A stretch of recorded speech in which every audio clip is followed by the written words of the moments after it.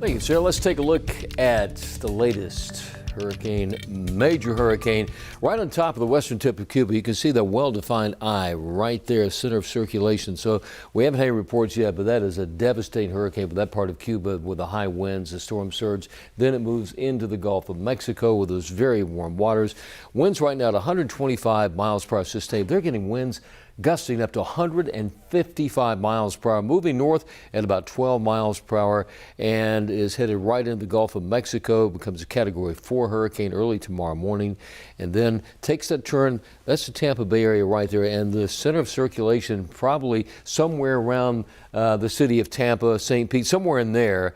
This is Thursday morning, 2 a.m. with winds at about 120 miles per hour. So a lot of factors involved. Obviously the wind damage, but it's going to be the major storm surge and the flooding rains they're going to get right in that area. So that's right on top of the Tampa area. Then takes a little bit of a turn to the north eventually, maybe close to Jacksonville, Florida.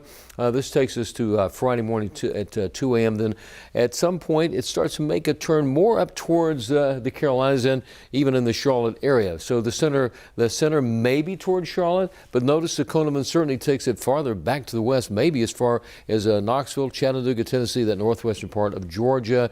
Regardless of that, we are going to see some very, very heavy rainfall. As far as chances of 40-mile-per-hour winds, obviously Tampa gets those as we get into Thursday, then Friday, and then into the upcoming weekend on Saturday. I think the highest winds are going to be all southeast of here, maybe towards Hilton Head, Charleston, that area. We still could see some gusty winds in the Charlotte metro area. As far as the flash flood threat, everything is in Florida. Then we get into Saturday, and notice we're kind of in that medium category in the Charlotte area. Charleston, quite a bit of heavy rainfall expected as we get into the upcoming weekend. And these spaghetti models all over the place. Many of those are west, and then I'd say just as many off to the east of the Charlotte area. So a lot of changes could take place. The main feature of this storm for us is going to be the amount of rain that we can get, even in the Charlotte area. 2 up to 4 inches of flooding rains possible.